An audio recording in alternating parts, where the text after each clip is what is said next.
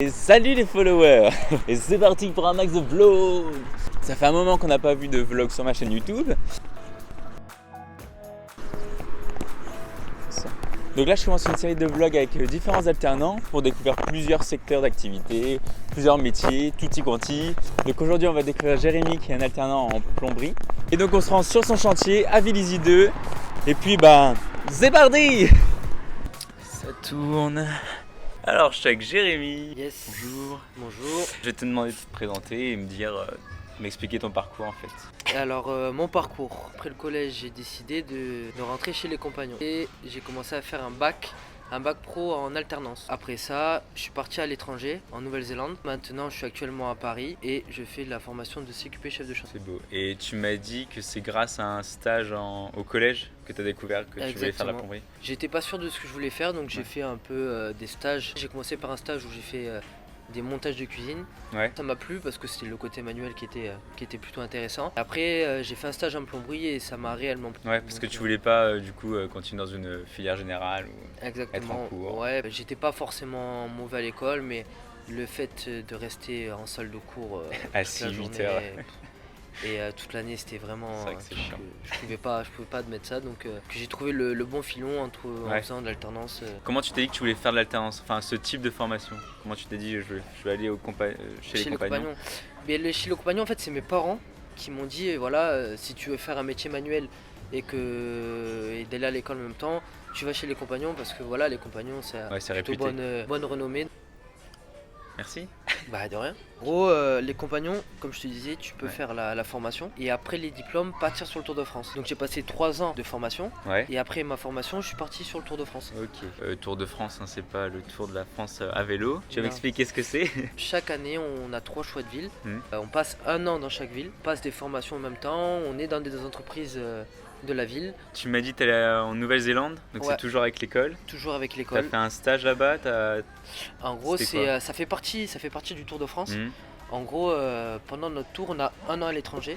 Ouais. Donc c'est pas une année de stage ou quoi que ce soit. En fait, c'est une année où tu pars à l'étranger et tu travailles dans une entreprise. Ok. Donc c'est de l'alternance, mais c'est même pas de l'alternance, c'est en gros c'est que de l'entreprise. C'est ou que de l'entreprise ou du voyage. Okay. Moi j'ai fait les deux, j'ai travaillé puis j'ai voyagé en même temps. T'as réussi à te faire un réseau là-bas ou... Ouais. Alors si tu y retournes, tu pourras travailler facilement. Ouais, bien sûr. On fait énormément de rencontres, que ce soit dans le métier ou que ce soit aussi par rapport au voyage. Beaucoup de gens, j'ai rencontré des Danois, des Suédois, avec qui j'ai gardé contact et. Ok, c'est cool. Ouais, et tu me disais, même sur tes chantiers là, tu rencontres plein de monde. Du coup, t'auras de quoi faire après ton école. Puis en gros, dans chaque ville qu'on fait, on passe dans des entreprises et puis si ça se passe bien, tu sais que tu pourras revenir quand tu veux. Et ça va, c'est pas trop stressant de devoir gérer les clients, enfin d'être directement dans le bain? Bon, en même temps, ça fait 6 ans que t'es en entreprise. Au début c'est stressant quand on commence à prendre des responsabilités et tout ça. Moi, j'ai connu ma première année à Montpellier et j'ai eu le malheur ou la chance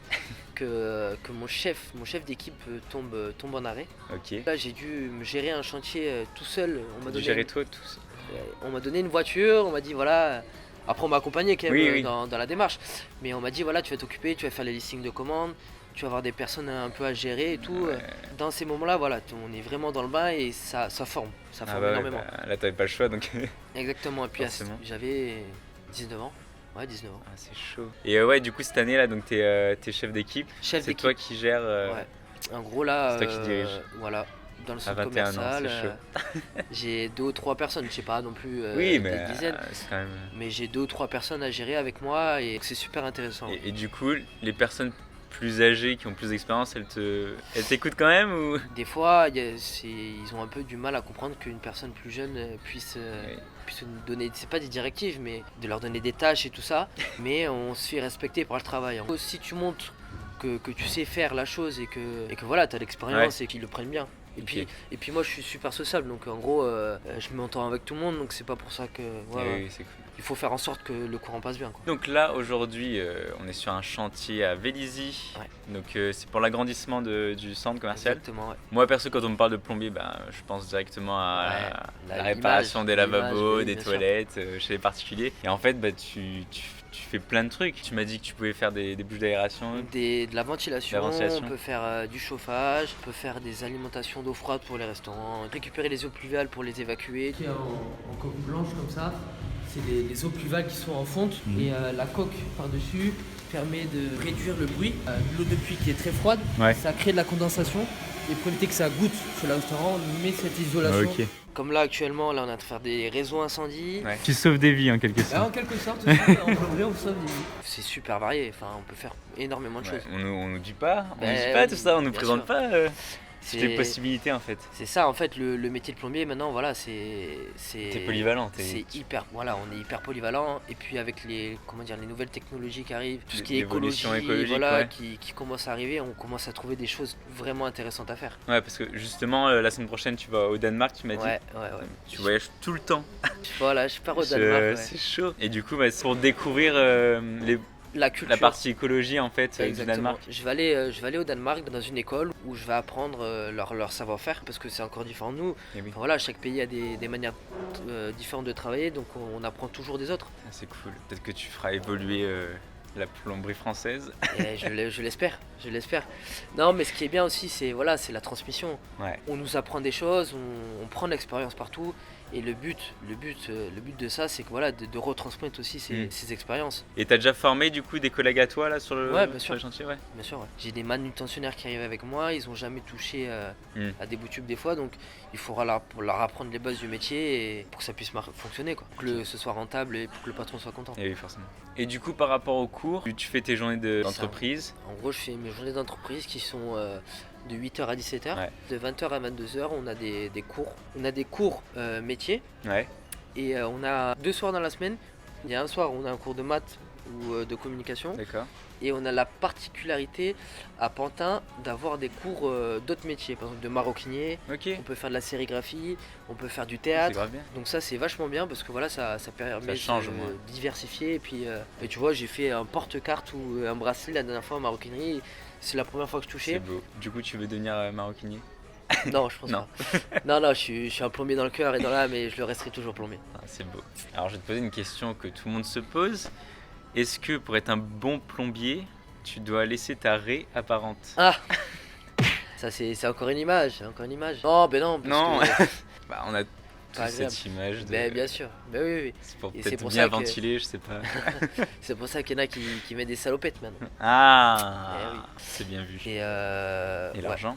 Et l'argent aussi, c'est beau. C'est beau, à 16 ans, on trouve prendre une paye, ça libère. Ça libère. À 16 ans, t'étais déjà payé. Ouais. Moi, à 16 ans, j'étais au lycée et c'était maman qui me donnait l'argent. Après, oui, ça dépend de chaque profil et de chaque personne en fait. Chacun trouve son domaine et moi, j'ai eu la chance de trouver mon domaine assez rapidement. Et puis je suis très content et je suis vraiment fier de ce que j'ai fait et j'espère que je vais encore accomplir de grandes choses. Même les patrons préfèrent des personnes qui ont fait l'alternance, c'est-à-dire qui ont plus travaillé à l'entreprise, qu'une personne qui sort d'une école où il a fait que de la théorie pratiquement et une semaine de stage, quoi. Écoute, je crois qu'on a fait le tour. Là, on va aller sur le chantier. Yes. Ça va être bruyant, donc on pourra pas parler, mais on va vous montrer tout ça. Exactement. Pour peut-être un peu sur le chantier et faire des petits travaux. Ouais, on va essayer. Voilà. Allez, go.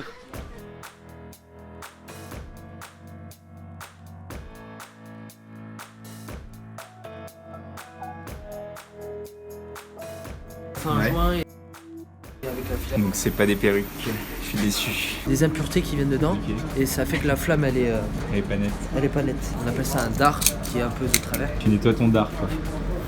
Ouais, c'est ça, je nettoie mon dard. Ouais.